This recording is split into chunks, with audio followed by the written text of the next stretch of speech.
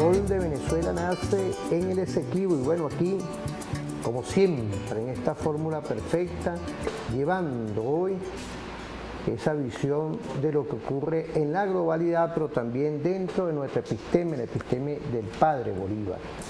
Por eso es que hoy quiero mandarle de verdad un saludo fraterno dentro de toda esta fórmula y esta visión a nuestra Fuerza Armada Nacional Bolivariana, ya en este julio rebelde, pero también con hechos que uno tiene que darle, a veces no me gusta, pues, dar este tipo de mensajes y condolencias y amor a la familia del general que se le dio la orden post-mortem, Paulino José Millán Sabino, que en todo estos julios siempre está nuestro día patrio y está también, por supuesto, los entrenamientos, todo esto que ocurre siempre. Bueno, hubo una nefasta noticia este fin de semana desde aquí de nuestra televisora, nuestro general Bencino, nuestro coronel Patiño, todo referente informativo al componente aéreo y a la Fuerza Armada como tal, como un todo, nuestras palabras de condolencia y continuar con esta fórmula, con esta visión, con estos momentos del cual es conseguirnos, pero también activarnos y un pie adelante, como siempre hace nuestra Fuerza Armada Nacional Bolivariana, fortaleza y nuestra dignidad como siempre patria. Bueno, aquí, imperialismo, petróleo y profecía. Quería arrancar con este libro, ya que hoy tenemos un invitado de lujo, profesor, un investigador en estrategias de la seguridad global. Este libro es del 2006, nada más y nada menos, el doctor y PhD Manuel Mariña Müller. Bienvenido, profesor. Por ahí tenemos también dos productos más, hay varios, pues, pero está el modelo del sistema viable para la seguridad, defensa y desarrollo integral de la nación. Y por supuesto en los temas de educación, la educación como factor de poder en el socialismo bolivariano. Y darle la bienvenida, ¿no? Porque la globalidad está hoy insertada en una guerra multidimensional, multiforme, no convencional, el caso de Rusia con una operación contra la OTAN. Pero también hoy vemos que estas medidas coercitivas unilaterales que los gobiernos imperiales, con una doctrina imperialista, buscan hoy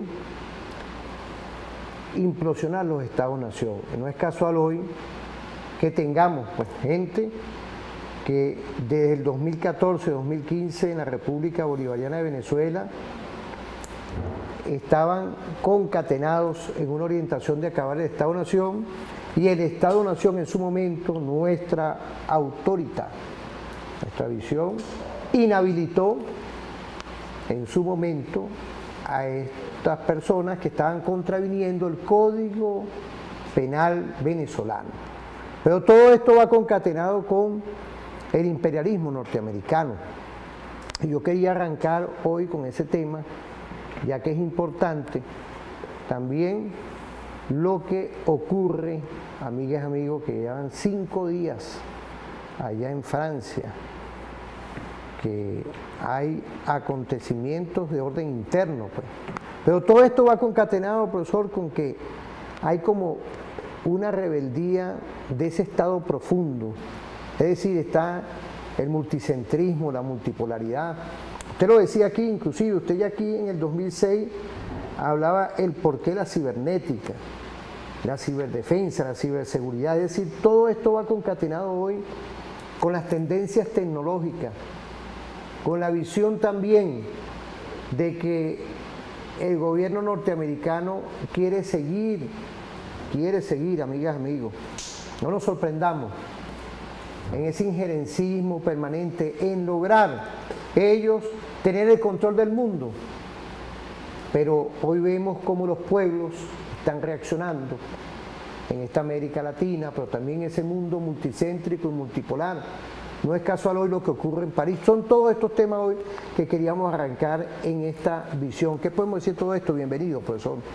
Bueno, Constantino, yo creo que analizando la geopolítica mundial, hay algo que no se puede dejar de mencionar, y es que existe una crisis marcada por fisuras diversas con respecto al poder hegemónico del imperio y del Estado profundo en general, ¿no?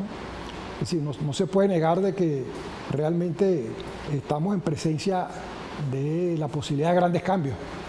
Y grandes cambios que devienen justamente de la forma como se ha agudizado el problema económico-político en el planeta por diversas causas.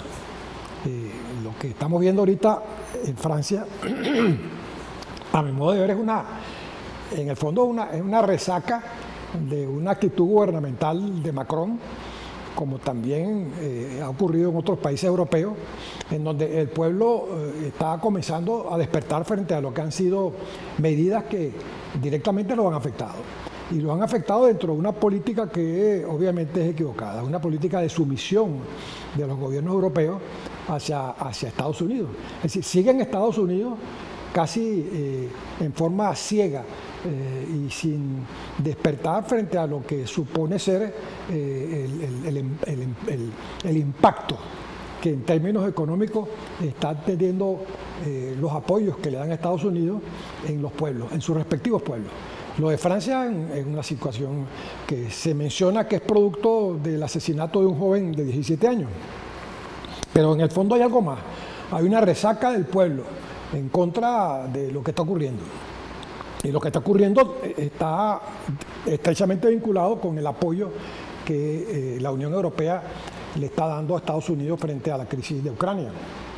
De manera que esperemos que situaciones similares se van a presentar en otros países, en donde también hay un despertar del pueblo frente a lo que consideran una tamaña estupidez, que es seguir a pie juntilla las decisiones de Washington en materia de una guerra que es de Washington, que es del imperio, y no es específicamente de los pueblos europeos, aun cuando sí de sus gobiernos, que son una especie de tentáculos, que son una especie que forman parte pues de un sistema que es lo que uno identifica como el Estado profundo, y que surgió hace mucho tiempo. Eso no es nuevo.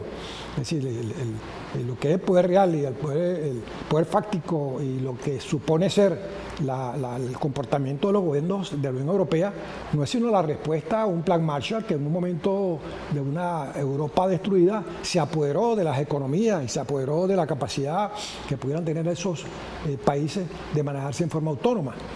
De manera que estamos en presencia de una situación donde incluso hasta podría pensarse que la guerra de Ucrania es también una guerra en contra de Alemania. Estados Unidos vio en Alemania un opositor que venía creciendo a pasos gigantescos, y desde luego la tendencia era desplazarlo. Así como lo está haciendo exitosamente China, también iba por el mismo camino Alemania. De manera que ahorita el enemigo es China y es Alemania, y en el medio está Rusia, y crearon esta situación con Ucrania con miras a fomentar pues una especie de punta de playa en lo que es la acción o el intento de Ucrania de incorporarse a la OTAN. OTAN que por supuesto está muy clara que no puede competir con la capacidad bélica de Rusia. De manera que es una guerra perdida que no es sino una especie de antesala de carácter económica para que el poder del movimiento bélico de la industria bélica de los Estados Unidos pueda tener un asidero, que es el último que le queda, porque Estados Unidos es un país que en los últimos 50 años dejó de practicar un capitalismo industrial para convertirse en un capitalismo financiero.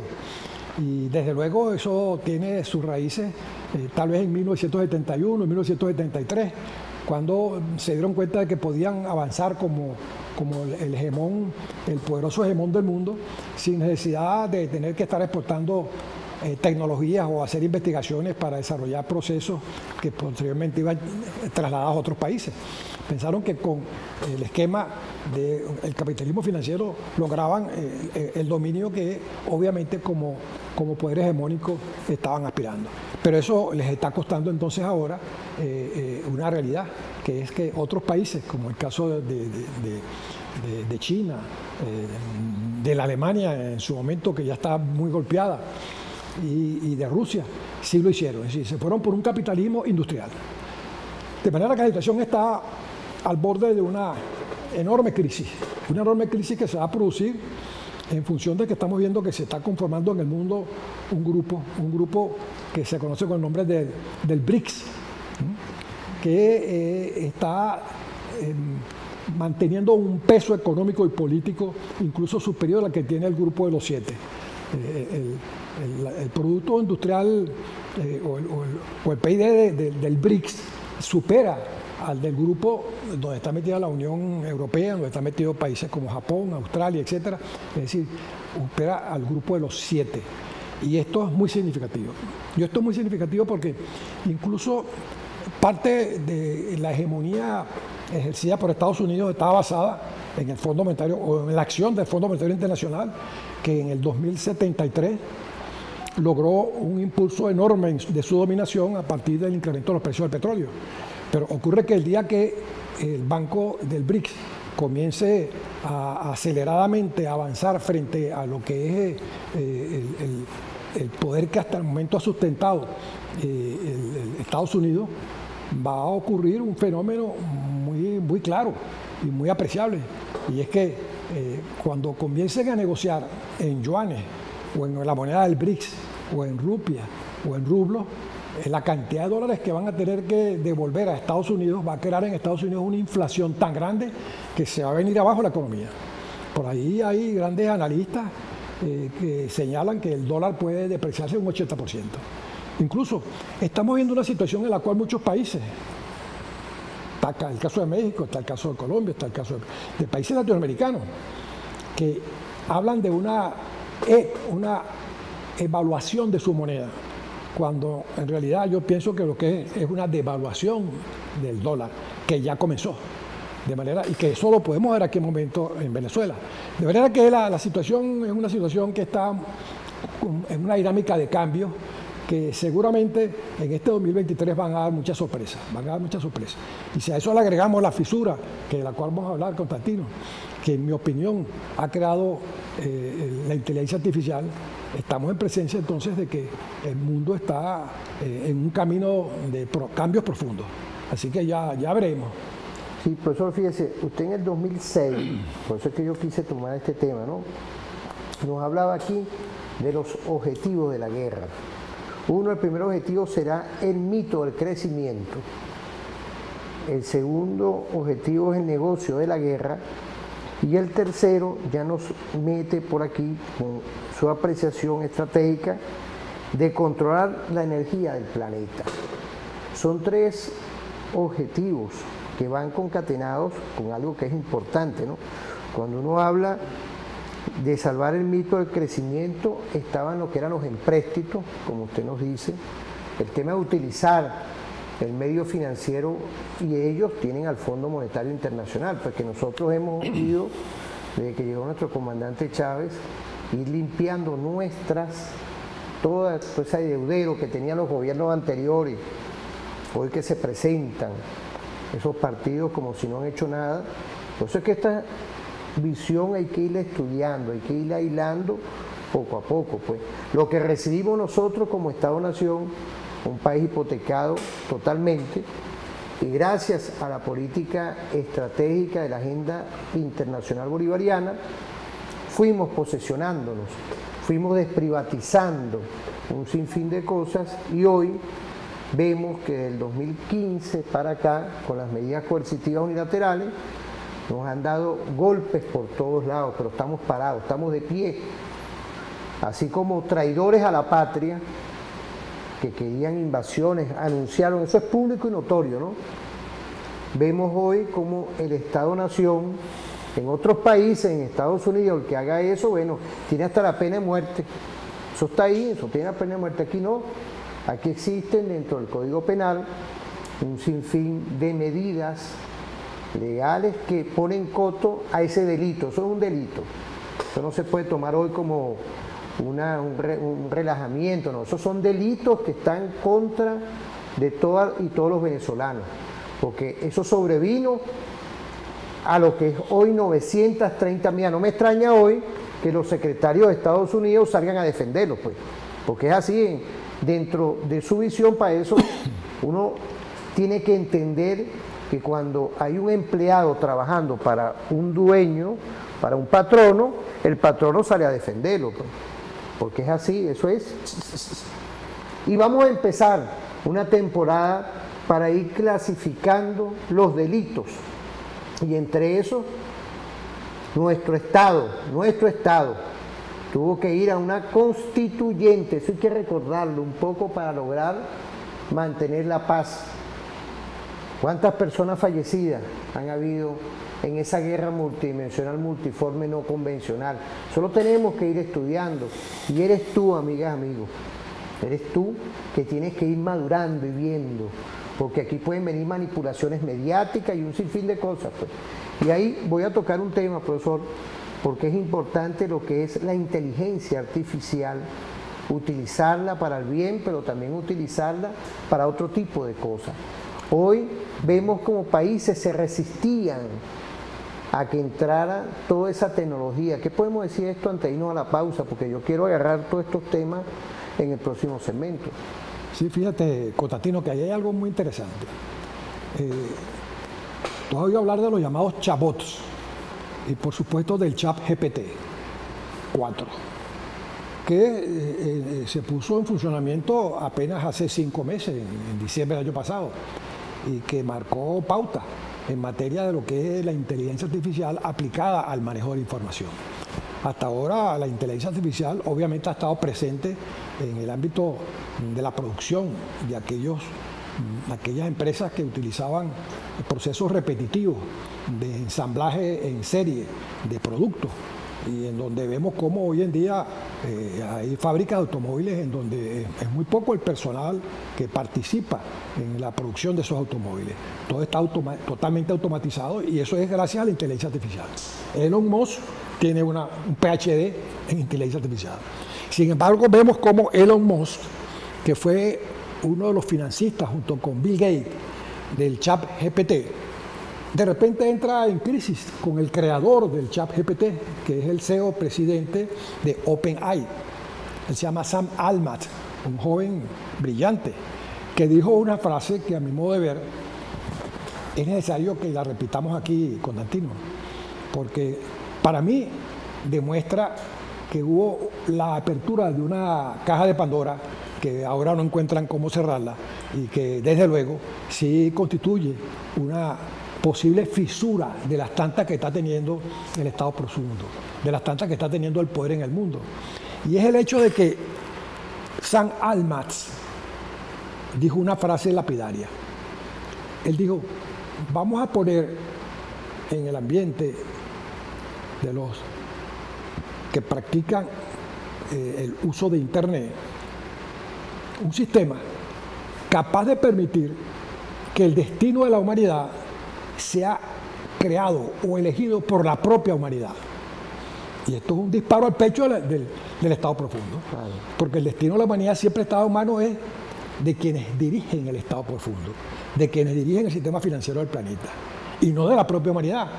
Porque eso es como decir que el destino de un pueblo debe estar en manos del pueblo, que es algo tremendamente revolucionario. Bueno, decir que el destino de la humanidad debe estar en manos de la propia humanidad es algo tremendamente revolucionario.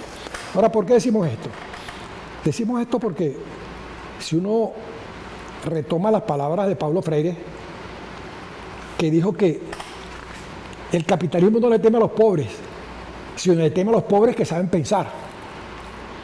Y si retomamos la palabra de nuestro gran maestro Simón Rodríguez, cuando decía que quien nada tiene, cualquiera lo compra, y quien nada sabe, cualquiera lo engaña.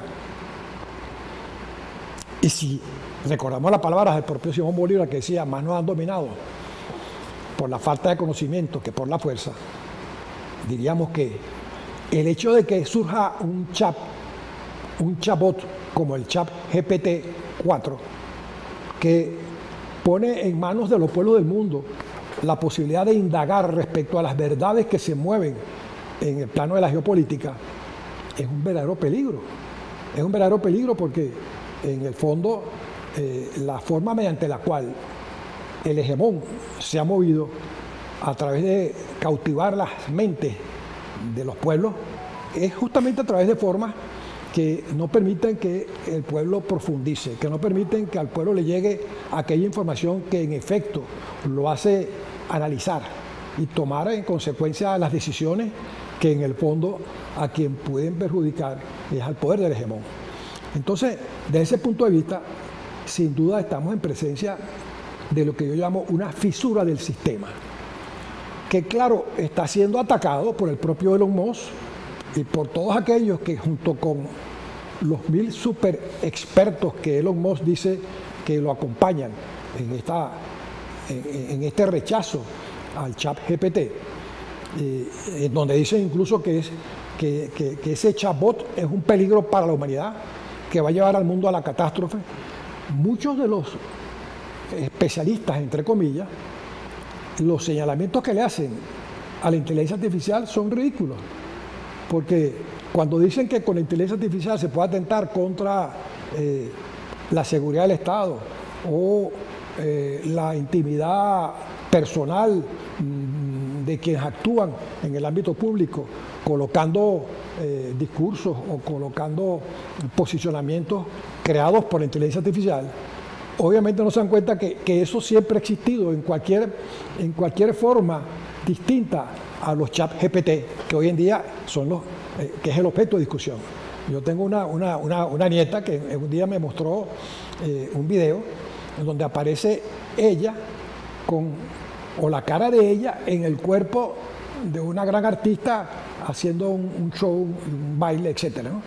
Y yo le pregunté que de dónde había sacado eso. Pero dije, bueno, quienes atacan a ChatGPT dicen que ese tipo de videos son consecuencia de la inteligencia artificial, pero ocurre que no. Ella me dijo, no solo saqué yo de un app que está en internet, yo lo que hice fue que lo bajé, de manera que eso que cuestionan como el peligro de manejo de figuras, poner al Papa con una determinada vestimenta o jugando golf o en paños menores, etcétera, etcétera, no es la relación directa del uso del chat GPT.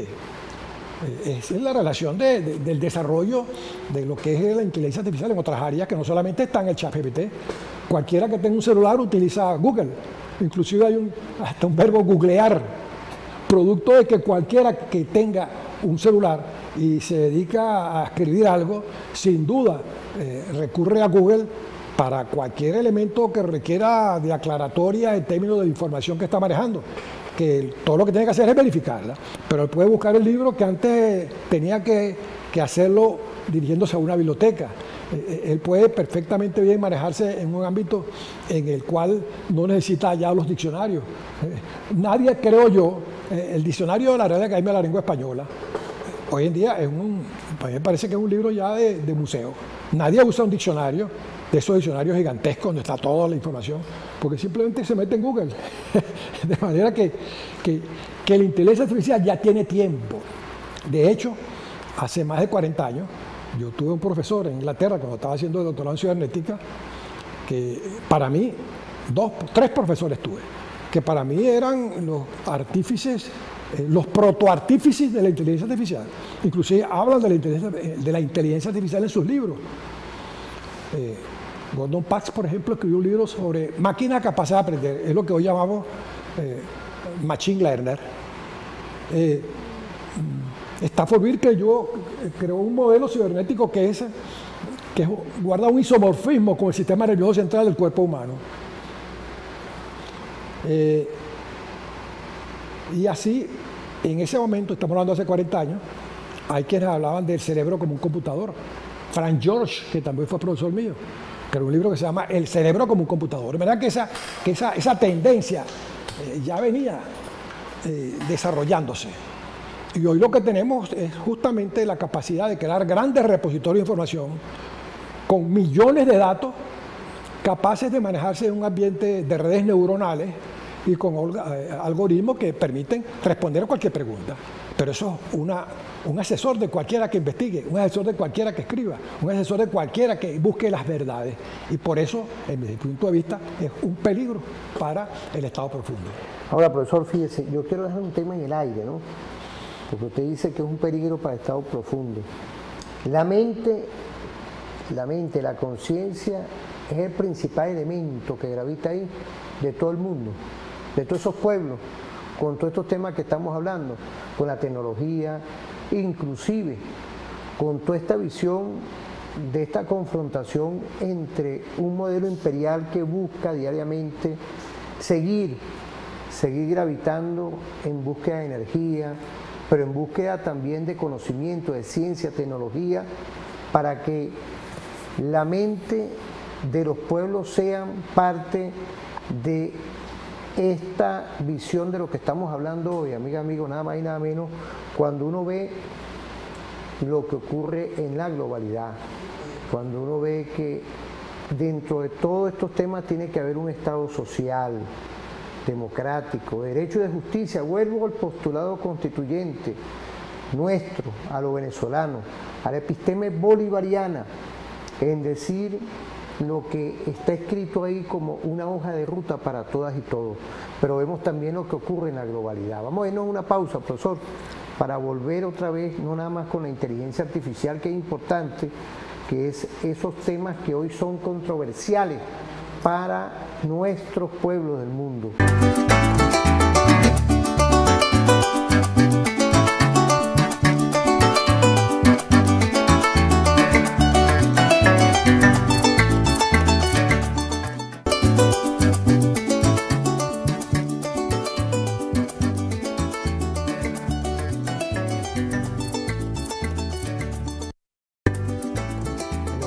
Vale, estaba aquí yo leyendo la página 232 y del cual nos habla un poco de Stafford Beer, que sin duda utiliza un modelo cibernético cuya característica esencial es que precisamente constituye un modelo que emula al hombre como sistema viable por excelencia. ¿Puede un país mostrar inteligencia? ¿Puede aprender? ¿Puede adaptarse, autorregularse y desplegar sus máximas potencialidades en el proceso de enfrentamiento ante una agresión externa? Son estas preguntas, ¿no?, que usted se hizo con este producto, y está la inteligencia artificial como parte. Imaginemos, este libro es del 2006, estamos ya en el 2023. Ya usted estaba hablando de la inteligencia artificial. Son estos temas hoy que están concatenados con una aldea global. Desde el año 2000, cuando sale todo este tipo de instrumentos para masificar la información y conseguir de repente que en un segundo sabemos lo que puede ocurrir en cualquier parte, pero sabemos que es la realidad lo que pasa ahí. Sabemos que puede ser manipulado. Sabemos hoy que la conciencia tiene que ir construyendo. Y vamos a hablar de tipo médico como un antídoto, uno tiene que tener en todo esto, profesor. Son esas grandes preguntas que nos hacemos hoy. ¿Qué podemos decir de todo esto? Bueno, fíjate, eso es lo interesante de lo que estamos viendo en materia del desarrollo. El desarrollo de las comunicaciones, el desarrollo del manejo de la información. Por ejemplo, nadie niega que la cadena blockchain que opera en el manejo de las criptomonedas no puede ser controlada por nadie. Bueno, ocurre que los grandes repositorios de información, como el caso del ChatGPT 4, no puede ser controlado por nadie. Porque, ¿qué es un repositorio de información capaz de responder cualquier pregunta?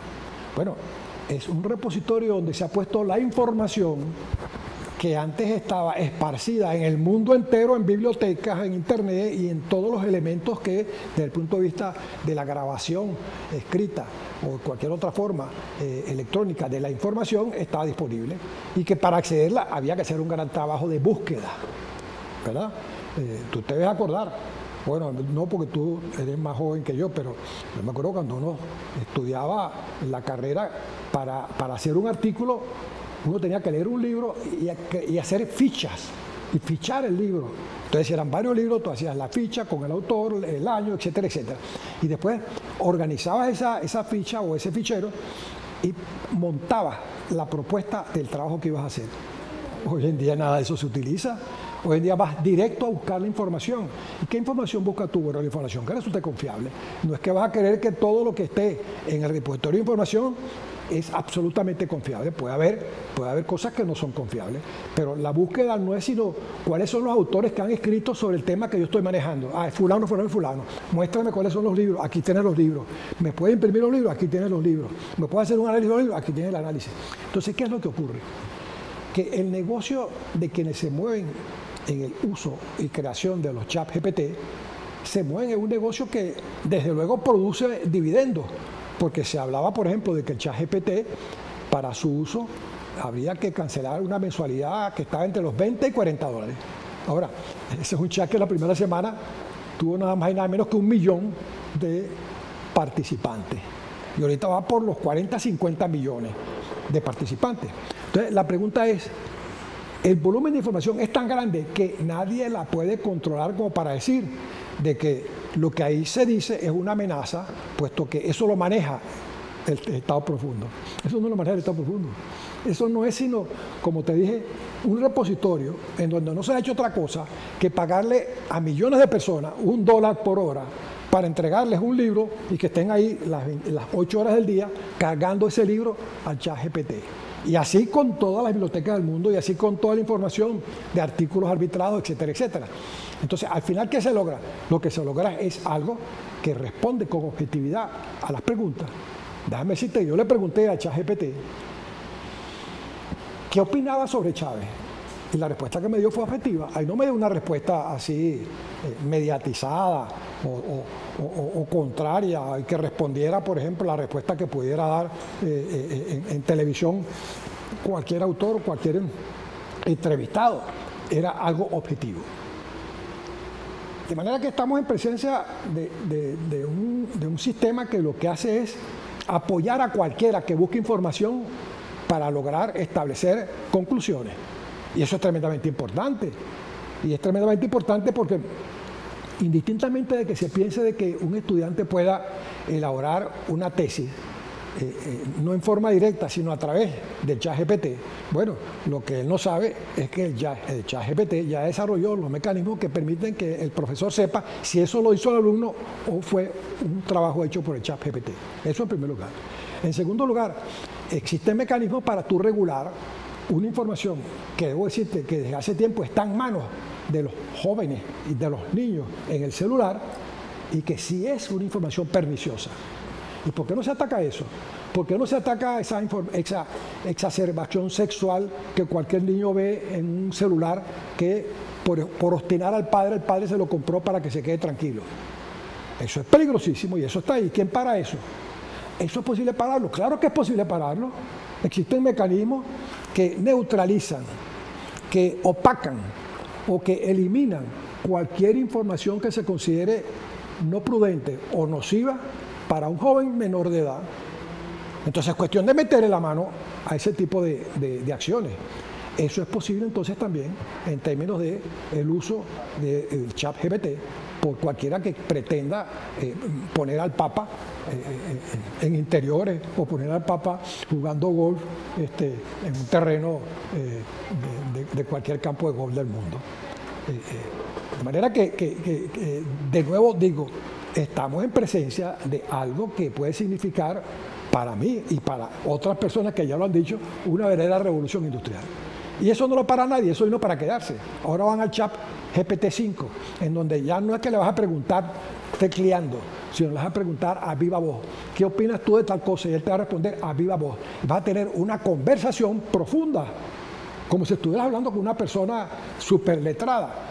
Entonces, no es que esto nos va a convertir en idiotas. Yo no creo que el ChatGPT convierta a los investigadores en idiotas. No, al contrario, convierte a los investigadores ante una posibilidad de indagar aún más y con mayor profundidad y con mayor actualización la información que él requiere para pronunciarse. Es más, cuando un muchacho se inscribe a la universidad, él se inscribe junto con 30 o 40 más que van a la misma aula, en la misma carrera, con el mismo profesor dándole la misma asignatura a los 40, cuando todos son seres psicosocialmente diferentes, biológica y psicosocialmente diferentes. Cada uno tiene un proceso de aprendizaje, cada uno tiene una expectativa, cada uno tiene una potencialidad distinta. ¿Y qué ocurre si pensamos que el ChatGPT puede crear una carrera para cada quien? Yo le pedí al ChatGPT, mira, hazme una carrera a nivel universitario que tenga que ver con jardinería paisajística, que no existe, ¿no? Y me hizo una carrera de 5 años para estudiar ingeniería paisajística, y así todo lo que a usted se le ocurra.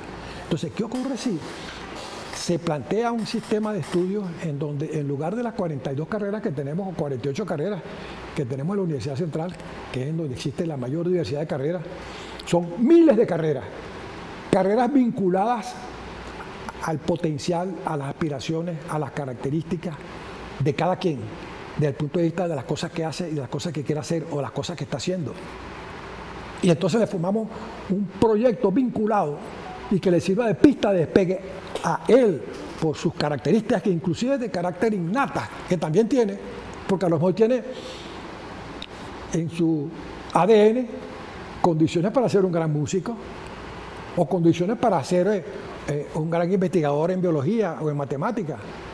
Y ocurre que el propio sistema le colapsa esas capacidades, mientras que se le da pista en función de descubrirlo, porque hay que descubrir. Mira, yo en una oportunidad, ¿te acuerdas que Moncada, nuestro gran representante en la ONU, él fue ministro de Educación? Cuando usted era rector de la Simón Rodríguez. Cuando era de la Simón Rodríguez. Y él dio unas palabras que ahí se me quedaron grabadas, que siempre las repito. Digo que la educación no es enseñar a quien no sabe, sino descubrir a quien no existe. Descubrir a quien no existe. Bueno, ocurre que con la inteligencia artificial usted puede descubrir al ser y poner en el camino de ese ser la pista necesaria para que él dé su máximo desempeño. Eso hasta ahora no era posible.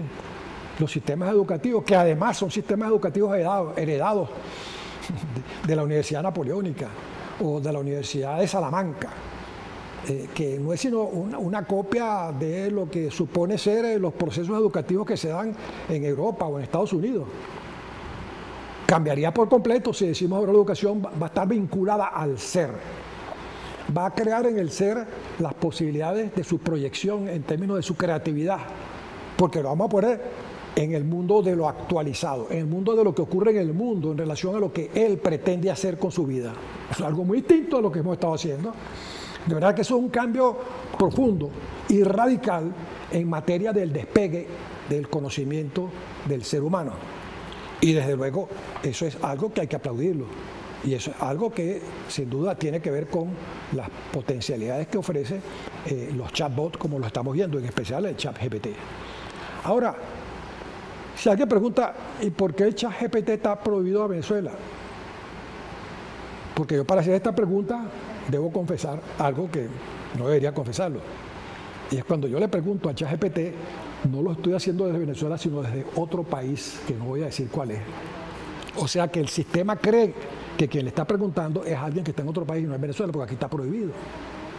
Entonces, ¿quién prohíbe eso? Cualquiera puede decir, bueno, fíjate que el Estado profundo tiene tal poder que prohíbe el uso del ChatGPT. No, el Estado profundo lo que prohíbe es el uso de Internet para el ChatGPT. Así como, por ejemplo, ahora el nuevo dueño de Twitter, Elon Musk, le puede producir Twitter, le puede prohibir Twitter a quien sea. De hecho, a Trump le prohibieron usar, siendo presidente de los Estados Unidos, le prohibieron usar el Twitter. O sea que estamos en presencia de grandes cambios. Y estamos en presencia entonces de demostrar que las palabras de una persona, como es el caso de Donald Trump, es un tiro directo al esclarecimiento del comportamiento de un sistema filibustero, saqueador, invasor y ladrón como es los Estados Unidos, frente a un país que está pegado del piso, a pesar de tener las mayores riquezas en materia de hidrocarburos y en materia minera y de todo tipo, está pegado del piso. Y está pegado del piso porque el señor Donald Trump y sus seguidores, anteriores y posteriores, no han hecho otra cosa que pegarlo al piso con la intención de apoderarse de esa riqueza. ¿O es que hace falta que alguien más aclare? Si ya lo aclaró Donald Trump, si ya dijo que la intención de doblar el brazo a Venezuela, o el codo, como decía Barack Obama, era la de apoderarse del petróleo. Apoderarse del petróleo, no comprarle petróleo, apoderarse del petróleo. Si lo dijo él, el máximo dirigente de la máxima potencia del mundo, ¿cómo es posible que haya alguien que ahora diga de que el país está así? No es por las sanciones, sino porque es un mal gobierno, porque el socialismo es un desastre. ¿Cómo es posible que alguien pueda pensar eso cuando el propio dueño de los helados dijo que su intención era doblegar al país hasta un momento en el cual pudieran apoderarse del petróleo? Ahora, profesor, fíjese, esto es importante, todo esto, porque hasta el mismo señor Trump declaró que es público y notorio. Lo más grave de esto son los traidores a la patria. Son los traidores a la patria que están hoy desenmascarados, totalmente desenmascarados. No, claro, pero y salen, porque fíjate, este tema hay que tocarlo con profundidad y con honestidad y con claridad, porque buscan manipular al pueblo. Ahorita próximamente unas primarias y vemos hoy como personas que no pueden ser candidatos. ¿Por qué? Porque desde el 2015 se hizo un procedimiento del cual ellos estaban y tienen, eso es una pena y un delito que cometieron contra la patria. Yo no los voy a nombrar porque en verdad no quiero empavar el programa, pero ya es público y notorio que aparecen ellos. No me extrañaría hoy, y yo creo que esto es bueno que estemos claros, que salgan de allá mismo del gobierno norteamericano a defenderlos, a meterse en cosas que no tienen que meterse. ¿Qué visión tiene usted de todos estos casos, profesor? Bueno, mira, sí, yo creo que no podemos hacernos la vista gorda frente a esta... Son las amenazas que puedan venir en cualquier momento, otra vez. Esta ola de traidores, porque son traidores a la patria. Lo mínimo que se puede hacer es decirle, mire, ustedes no participan ahora en política. Es lo mínimo que se puede hacer. Pero pudieran ser fusilados, pudieran ser encarcelados. Pero lo mínimo que se puede hacer es que, mire, si usted pretende tomar el poder en este país, está equivocado. Fíjese, porque usted es un traidor. Allá está la pena de muerte. Allá en Estados Unidos. Yo estuve revisando todo eso. Pero si es que, no, pero imagínense. Tú no ves que a Assange lo que le está ocurriendo y está preso ya hace más como 8 años, porque dijo verdades. Ajá.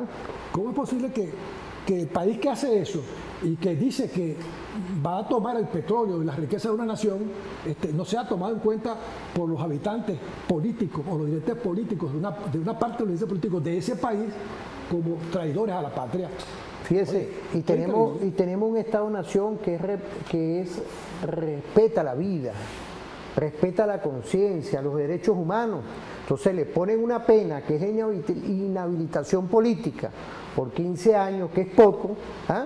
Entonces andan otra vez alterando la paz y la tranquilidad del pueblo, porque la manipulación ahí, yo creo que hay un tema hoy con los medios de comunicación privados, con las redes sociales, principalmente las radios y las televisoras privadas tienen que empezar a hablar lo que es la realidad en el país, porque si hay una libertad de prensa, también tiene que haber objetivamente, porque imaginémonos estos señores después que quieran, como ocurrió en el 2015, 2016, 2017, cuando estaban en las calles buscando invasiones, ¿cuántos muertos hubo ahí? ¿Cuánto todo esto ha traído a la empresa privada hoy, al empresario privado nacionalista? Lo que le ha costado, no es nada más al país, no es nada más al pueblo, al empresario privado hoy, que estamos resurgiendo. Y quiero agradecerle de verdad, uno ve el empresariado privado nacionalista, todo el esfuerzo que está haciendo por de verdad lidiar contra y sortear las medidas coercitivas unilaterales. Bueno, mira, ahí tú ves una Corte Penal Internacional, que eso es una comedia. Es decir, esos jueces de la Corte Penal Internacional no se han dado cuenta de que el mundo ha madurado como para ver que las sentencias como las que han dictado al gobierno de Venezuela son tamaña ridiculez. ¿Es que acaso el pueblo venezolano no se ha dado cuenta de que cuando la Corte Penal Internacional emite esos juicios, deja a un lado los juicios que debería, en razón de el respeto a la dignidad humana, debería tomar con países como Estados Unidos, como Israel, que está a diario asesinando palestinos? Entonces, para ellos no hay Corte Penal Internacional. Entonces, ocurre que Maduro no solamente es un dictador, es un tirano, sino que se le dicta autodetención. Entonces, son tremendos exabruptos, son tremendos exabruptos. Aquí habría, Constantino, que ese discurso de Donald Trump, ponerlo todos los días, así como ponemos el himno nacional, ponerlo todos los días en televisión, todos los días, porque eso es una masacre al pensamiento de lo que es la libertad y lo que es la hegemonía de los pueblos. Claro. Entonces, sin duda, el pueblo tiene que reaccionar frente a esa situación. Y parte de esa reacción es tomar conciencia de que Venezuela está pegada del piso producto de estos traidores nacionales y saqueadores extranjeros, como es el caso del gran hegemón. Esto es algo que tiene que manejarse con mucho cuidado, porque sin duda lo que está en peligro es el futuro del país. Claro. Nuestras posibilidades de avanzar en base a las riquezas que poseemos, de convertirnos, como señalaba Chávez, en una verdadera potencia, porque tenemos la capacidad humana para hacerlo. Fíjese, ahí hay hoy un tema que me mandan mensajes, quiero agradecerle, que empresario, uno ni sabe quién manda, ¿no? Pues, ¿no?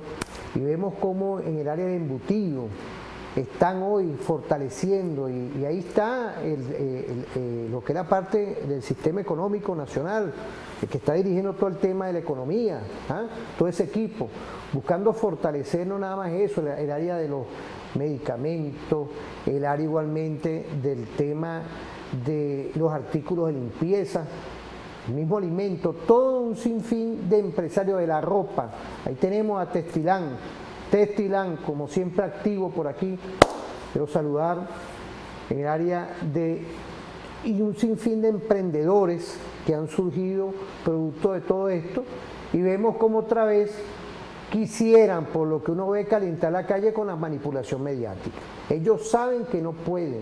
¿Por qué? Porque ellos cometieron un delito, cometieron todos ellos un delito, y son los primeros que salen. Eso es producto, a mi criterio, con todo el respeto suyo, profesor, pareciera que los lanzan a subvertir el orden público, a querer subvertir el orden público. Ahora bien, tenemos una oposición democrática, están en el Parlamento, ahí dicen que ellos van a lanzarse a candidatos.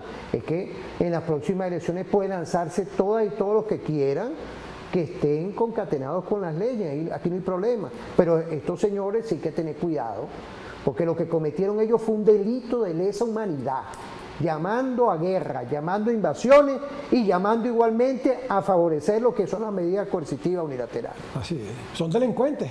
Bueno. Y un delincuente no puede aspirar a dirigir los destinos de Venezuela. Imposible. No. Eso está una oposición democrática que están ahí ya, uno ve una dinámica, y lo felicito, pues, porque esto es un país democrático, pero con una constitución que da luces de lo que es hoy nuestro país. Quiero decirle, profesor, con todo el respeto, pues si nos vamos a una pausa, vamos a ir a una pausa.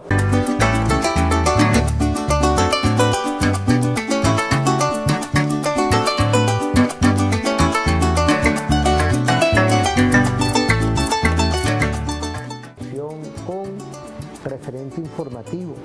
Bueno, hemos quedado con muchos temas hoy, porque en verdad en la globalidad el tema de la tecnología es hoy parte de una cotidianidad, pero también en el ámbito militar, en el ámbito no militar, pero y también en lo que hoy representa la seguridad de la nación. Hoy podemos decir, profesor, como uno ve lo que estudiamos con profundidad estos temas, que la estrategia tecnológica de todos los países van en avanzada por sacar al hombre, por sacar cualquier acción que el hombre no esté activo dentro de algún conflicto. Es decir, utilizar ya la tecnología como instrumento de hacer la guerra.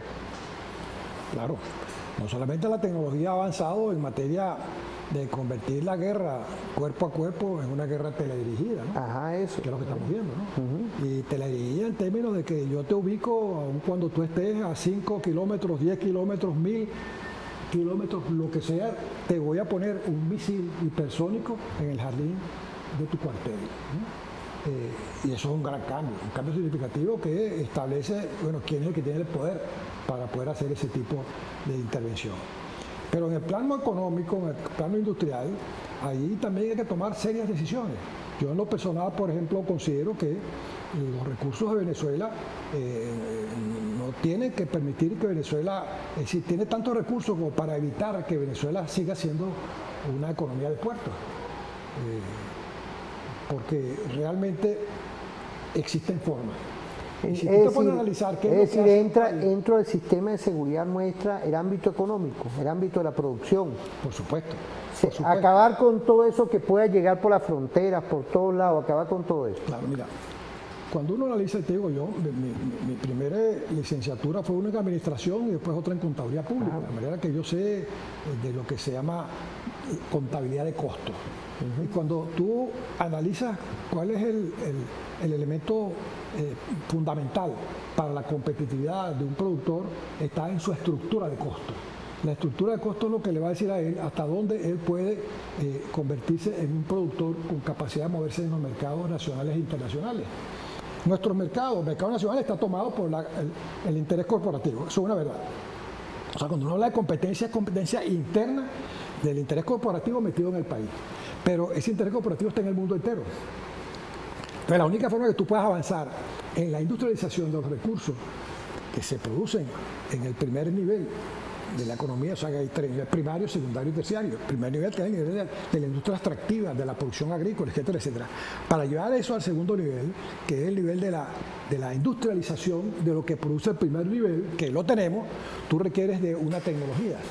Pero además requieres de un mecanismo que te permita una estructura de costo que te haga competitivo frente a lo que tú decides producir. Y ahí es en donde, desde mi punto de vista, hay que hacer grandes cambios. Si tú logras establecer un mecanismo que te permita o que intenta producir algo capaz de competir en los mercados internacionales, tú tienes que competir con China, por ejemplo, o competir con Taiwán, o competir con Europa. Y la única forma de competir con estos países que además han desarrollado tecnologías que a nivel de escala de producción superan tu capacidad de competir, tú tienes que competir con costos.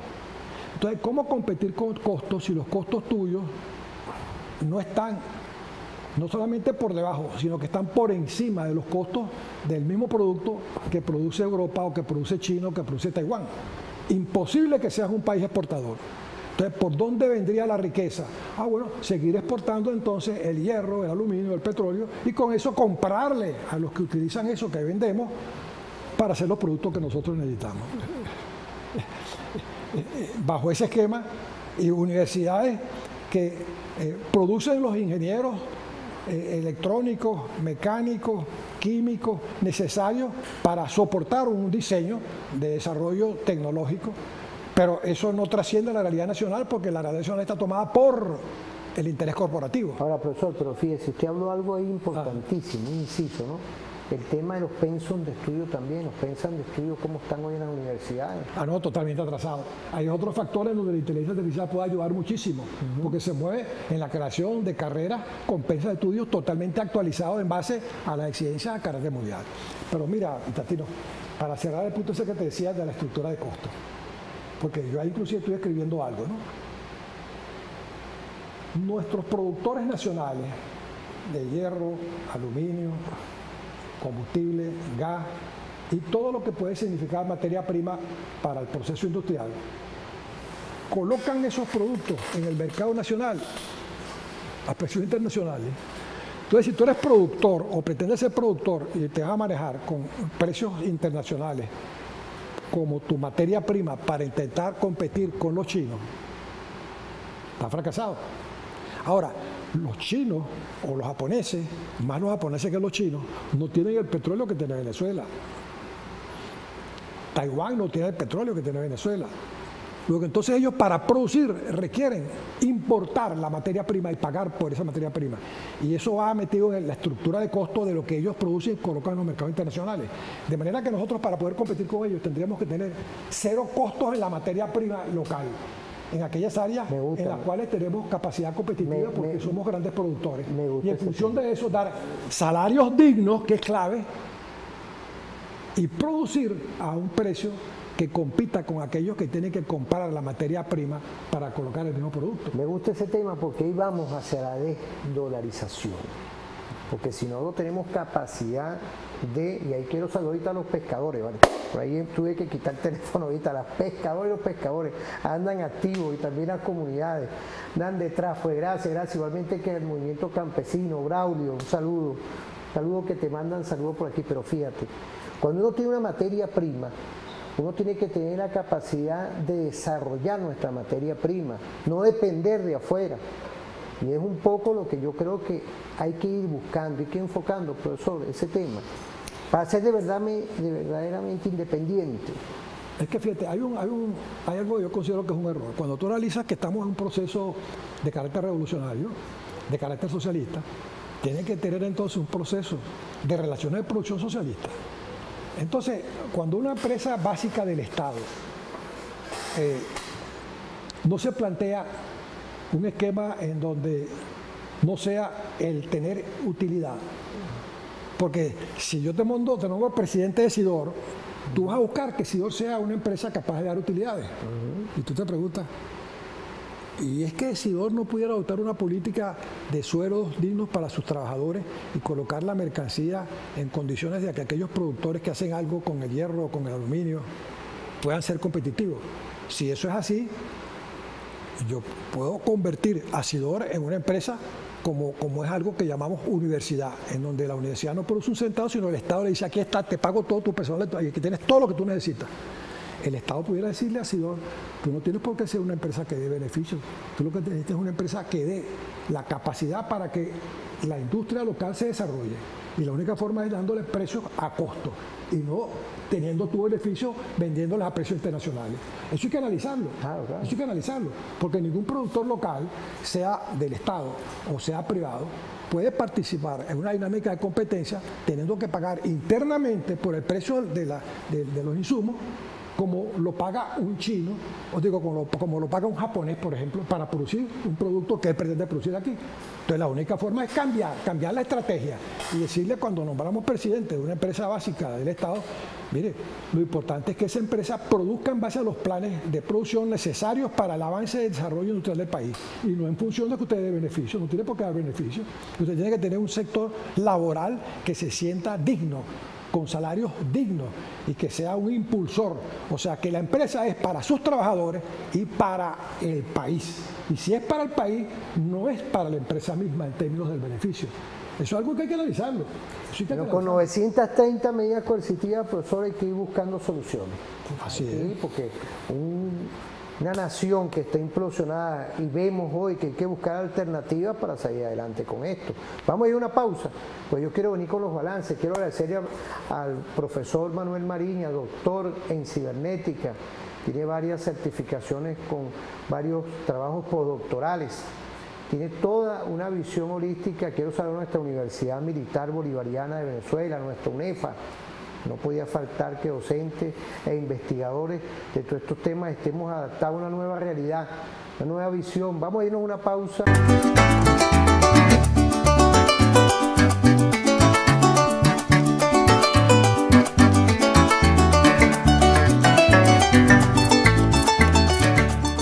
El movimiento campesino, pescadores, cultores que están activos enviándonos de verdad de la calidad del programa, felicitando igualmente al profesor Adrianza, que estaba activo por ahí, de lo que es hoy un programa abriendo la mente, me decían uno, hay que abrir la conciencia. ¿Qué podemos decir de todo esto, profesor, como balance hoy? Bueno, mira, yo creo que programas que sean positivos frente a lo que es la dinámica de los cambios y lo que es la posibilidad del avance que hoy en día tiene Venezuela, porque en realidad la tiene, esa posibilidad se la tiene. Yo creo que aquí lo fundamental es establecer las condiciones que nos permitan desarrollar los sistemas que, ante una apertura que, por supuesto, tiene sus intereses, que es la apertura que se le da al capital extranjero, debemos entonces tener la capacidad para regular. Es decir, la regulación para mí en este momento es clave. Y la regulación está vinculada a la cibernética. La regulación está vinculada a los mecanismos que permitan, cuando yo hago un contrato con alguien, yo establezco cuáles son las condiciones del contrato. Y la regulación es velar porque esas condiciones se cumplan y establecer los mecanismos que permitan que cuando esas condiciones son violadas yo pueda actuar y penalizar. Eso tiene que ver con la regulación. Y acuérdate que la cibernética es la ciencia del control y la regulación de los sistemas dinámicos complejos, ¿no? En donde la información juega un papel esencial. Entonces, si no nos convencemos de esto, bueno, seguiremos abriendo las condiciones como para que el que viene con la idea de impulsar al país se impulse a sí mismo lejos de impulsar al país. Entonces, si queremos que él, en efecto, cumpla un papel dentro de un escenario de desarrollo previamente establecido en función del futuro del país, tenemos que regularlo. Entonces, la regulación es clave. Y la regulación forma parte de la propuesta cibernética. Y dentro de la propuesta cibernética del modelo, el CBR, modelo de sistema viable, que además están los planes de desarrollo del CEOFAN, déjame decirte, ¿no? Y es sin lugar a duda una opción que ha puesto en práctica ya muchos países. O sea, no se está inventando el agua tibia, lo que se está inventando es los procesos necesarios para que el gobierno despliegue su máxima capacidad de control, su máxima capacidad de defensa, su máxima capacidad de moverse en un ambiente en donde, actuando como el director de la orquesta, no permita que alguien se descongestione, que alguien, por muy experto en el violín, vaya a dar notas equivocadas. De manera que eso es tremendamente importante y eso es posible alcanzarlo. O sea, vivimos un momento crucial en materia de manejo de la información, un momento crucial en materia de la regulación del comportamiento de los actores económicos y sociales del país. Eso nos permite aprovecharlo y bajo ese esquema nosotros podemos avanzar y convertir nuestra gran riqueza en el gran proveedor del desarrollo, en la catapulta del desarrollo, la riqueza nacional. Profesor, eso es clave. ¿Será que eso es lo que le tiene miedo o busca evitar el imperio norteamericano, poniendo ahorita a estos señores que están inhabilitados en la mesa para dislocar la tranquilidad y el buen funcionamiento económico que está arrancando? Ah, pero por supuesto. Porque esto hay que decirlo aquí, sería irresponsable nuestro no decirlo, que todo este arranque con un esfuerzo, con un gobierno, con un pueblo y con un empresario privado, a ellos no les conviene esto, ¿eh? Mira, no hay sino que analizar lo que llaman el SAP, que lo que son o lo que es el régimen estructurado que establece el Fondo Monetario Internacional y el Banco Mundial para hacerle préstamo a un país. Esa es la esencia de lo que es el capitalismo. Y eso es lo que esta oposición vendepatria desea para el país. Porque eso es lo que Estados Unidos dice que es la receta para el desarrollo de un país. Si usted hace esto con los reales que le voy a prestar, usted se va a desarrollar, entre comillas. Eso lo que hace es que pone al país absolutamente doblegado ante los intereses corporativos.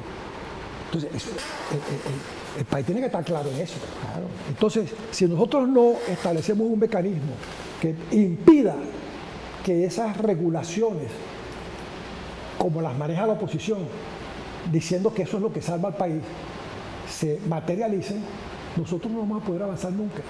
Justamente el problema de que los perros siguen ladrándole al país demuestra es porque el país está empeñado en no aceptar ese esquema de regulación. Pero si no toma las medidas que en un momento dado pudieran escaparse, pudieran filtrarse frente a actores que sin darnos cuenta se mueven como estos opositores o estos sectores escondidos debajo del tapiz, debajo de la alfombra, como se esconden los ácaros de la sarna. Así es. Y cuando salen hacen daño y enferman. Si no tomamos en cuenta que ellos están ahí y seguirán ahí y que hay que identificarlos y hay que perseguirlos y hay que sacarlos de la alfombra, no vamos a poder avanzar en lo que queremos. Entonces yo creo que es muy importante lo que te mencionaba de la regulación. Claro, bueno, profesor, ya se nos acabó el tiempo. Así es. Quiero agradecerle de verdad compartir hoy a todo este equipo perfecto, de verdad, porque había que ir a la profundidad de la globalidad, pero tenemos que aterrizar con los enemigos que tenemos pendientes hoy aquí, que esto no es politiquería ni nada, por el contrario, es un esfuerzo permanente que tienen que hacer los medios de comunicación radiales y igualmente televisivos y las redes sociales ahora, con las diferentes páginas, de identificar la realidad y la objetividad. Para eso tiene que estar Conatel activa, la Asamblea Nacional, que quiero felicitar porque existen todos los sectores ahí de la vida nacional, todo el espíritu nacional está ahí, están ahí. Bueno, pues el día de hoy quiero agradecerle, profesor, por compartir. Usted sabe que tiene aquí las puertas abiertas. Muchas gracias. Ex rector de la Universidad Simón Bolívar, también fuiste ex vicerrector administrativo de nuestra Universidad Central de Venezuela. Sí, ahorita es docente, investigador del Instituto de Altos Estudios, pero también de nuestra UNEFA y de nuestra Universidad Militar. Pues. Bueno, que pasen un feliz día. Gracias, profesor. Saludos a todos y todos y nos vemos en otra oportunidad. Que pasen un feliz día.